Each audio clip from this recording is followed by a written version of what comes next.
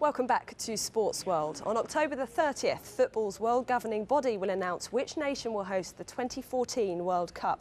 Only one country have made an official bid. They're also five-time winners of the World Cup and are therefore clear favourites. Sportsworld's Brendan Connor went to Brazil.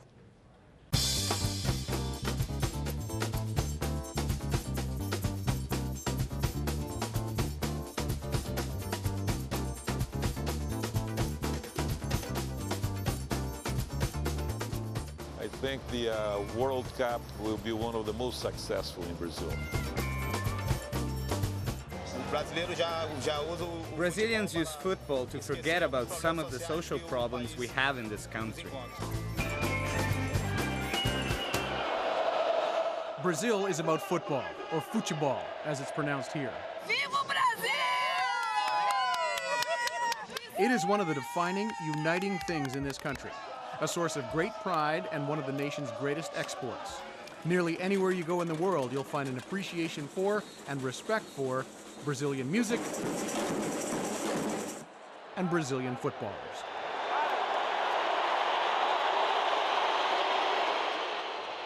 Five times they have been world champions, and for decades Brazil has boasted some of the greatest teams in the world.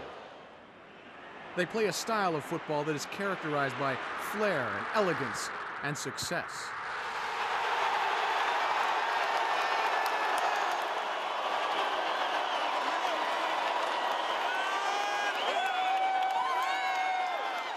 So why has this football-mad nation not hosted the sport's greatest tournament, the World Cup, for more than 50 years? A couple of issues. One is geography. It's a huge country that sprawls over much of the South American continent, and travel between cities can be difficult and expensive. Another concern is infrastructure. Things like hotels, transportation, security, all things that football's world governing body, FIFA, absolutely insists must be in place and must be impressive before a World Cup tournament can be held. Something that worries me is that we cannot make only a World Cup just for foreigners. We have to find a way to bring Brazilians to the stadiums. The tickets to the World Cup games are very expensive, so we have to make it viable for Brazilians to come to the games too. Also, we have to motivate Brazilians to go to see matches involving teams other than Brazil. From a football standpoint, and in terms of fan and sponsor support, there is no doubt Brazil is deserving of this honor and opportunity. But can this nation pull it off? This city staged the Pan American Games in July of 2007, an Olympic-style, multi-sport, multi-venue competition for more than 5,000 athletes. It was seen as a trial run, and FIFA was watching closely.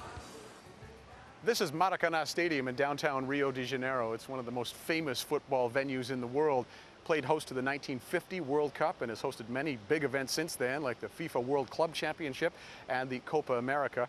And it's fascinating and humbling to be down on the turf here and think of all the great players who have graced this turf, from Garrincha to Pelé to Romário, Zico, all the great names in Brazilian football, right up to Ronaldinho, thrilling crowds of 100,000 or more. So absolutely no doubt that this would be the focal point of any Brazil 2014 World Cup.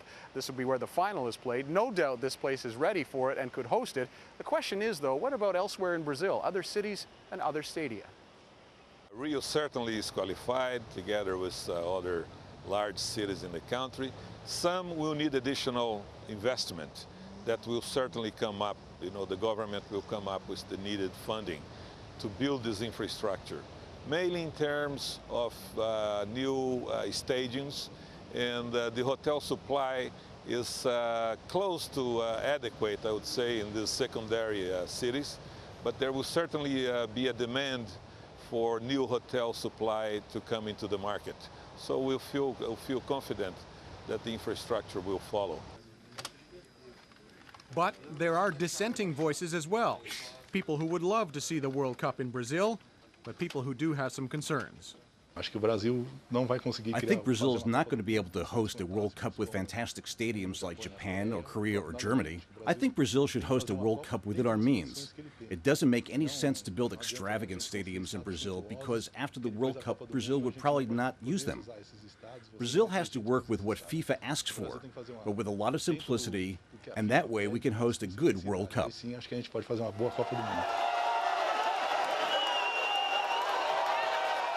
I'm against it because I don't feel like Brazil has the structure to host an event of this international magnitude. The country should spend more money in other areas. The priority of Brazil should not be the World Cup. Some FIFA executives are worried that the practice of rotating the hosting rights among continents and regions has meant a less than competitive process. Case in point, Brazil in the end was the only South American applicant. There is a movement afoot at FIFA to scrap that process in time for 2018. And the betting is that Russia, China, England, and Australia will all enter bids to host that tournament.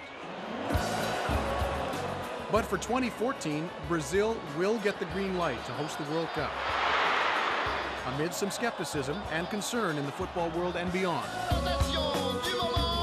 Skepticism the Brazilians promise to chase away with a huge party and a memorable football tournament.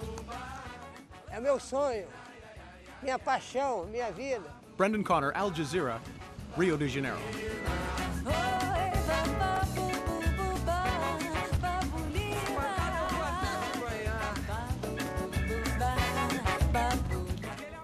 The recent World Athletics Championships produced some memorable performances. Tyson Gay shot to fame with victory in the 100 and 200 metres. His fellow American Jeremy Wariner produced an equally impressive display in Osaka. Wariner claimed gold in the 400 metres to add to his Olympic crown. So Sportsworld's Carrie Brown took the chance to speak to one of the quiet men of sprinting. Asafa Powell, 100-metre world record holder and the current figurehead of athletics. Yet the fastest man on earth does not have a world or Olympic gold medal to his name. His rival Tyson Gay fills the majority of the remaining column inches in athletics. He took an impressive 3 goals from the Osaka World Championships this summer, but is still chasing Olympic glory. Yet the little-mentioned Jeremy Wariner is unrivalled over 400 metres, recording double gold medal hauls at the Athens Olympics and the last 2 successive World Championships. Yet those 6 gold medals have not propelled him to iconic status in world sport. Surprisingly, his agent is the man who brought the glitz to athletics in the 90s, the golden-booted Michael Johnson, a larger-than-life character. But rather than encourage the mild-mannered Wariner to build his profile, the 14 times gold medalist knows not to tamper with a winning formula. He leaves all the coaching to my coach. The only thing he tells me is to make sure I stay on top of what I need to do and stay focused and go out there and listen to my coach 100% and then just run the way I know how to run. Some critics say Wariner will only build his profile when he breaks Johnson's world record of 43.18 seconds. It's in the American sights. Wariner ran just 0.23 seconds shy of an all-time best at the World Championships in Osaka, and his agent is already preparing himself for the loss of his coveted world record. I think he's okay with it. I know he'll be happy that if it's me that breaks it, but at the same time I know he wants to keep it as long as possible, but he knows it's meant to be broken one day. Wariner, though, is biding his time. Ideally, he'd like to set a world best on the world stage. I would love for it to be either the World Championships or at the Olympics. So those are the 2 biggest stages in track and field. So I would love to break it at one of the biggest meets in the world. But if I break it at just a regular meet like in London or in Stockholm or any other meet like that, I won't be disappointed. I mean, it's a world record, but at the same time, I would love for it to be on a big stage. Refreshing to hear in the world of athletics. Any athlete who has the luxury of planning a world record attempt normally plans to do so at regional events, where big money sponsors provide big money bonuses. Pole vaulter Jelena Isinbayeva has been accused of pacing her world record climb, raising the bar 20 times in 2 years, picking up $50,000 checks at each regional event. But Wariner's driving force is not wealth. It's not about the money, it's about the sport. I mean, I would love to break it to where everybody can watch it and be able to see it live on TV or something like that. Just knowing that a lot of people are watching it, it'd be probably the best place to do it for me. There is self-interest behind that logic. The United States may boast the strongest track and field team in the world, but the sport struggles for any credible attention outside an Olympic year. The sport's governing body, the International Athletics Federation, only includes 3 meets in the US every year, as opposed to 17 in Europe. I'm disappointed that our sport is not as big as it is, but at the same time, when I come over here, I mean, it's basically where I would like for it to be. There is one 400-metre runner that has grabbed the world's attention this year. Amputee Oscar Pistorius is currently fighting the IAAF to be allowed to compete against his able-bodied rivals on the world circuit, all in a bid to qualify for the Beijing Olympics. The IAAF is currently examining if Pistorius gains any unfair advantage from running on titanium blades. But Warner is backing the South African's bid for Beijing. I'm glad to see him trying to fight for his dream to actually run in the Olympics. I mean, that's every athlete's dream as they grow up or that runs track and field. They want to be in the Olympics, and just to see him fight for it and try and do it. I wouldn't mind him being in there. I mean, if they gave him the chance, I mean, it's not going to hurt our sport. It's just going to make our sport even better. Just showing him, I mean, as an amputee, being able to try and fight and run just with all of the regular athletes. I mean, it's a great inspiration for a lot of kids growing up that are in his same position, just never to give up.